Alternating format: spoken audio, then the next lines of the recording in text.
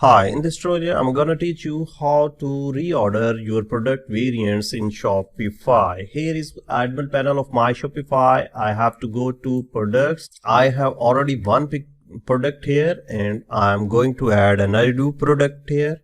Put some title like I'm going to test it. Here will be some text. Here will be the image. This is the test product here. You have to put it 200 and 300 here. Cost per item 100, and here you will find the variant option. Like I am dividing this according to size, like small, medium, large.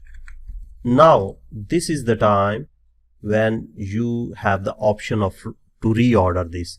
For example, if you want to put this large, at first you have to click these dots and drag it to the top. And if you want to put medium here, you have to drag it to here. This is a way how to reorder the variants of your product in Shopify. And after adding this all, you have to save it. Thank you very much for watching this short tutorial. Keep watching the next one.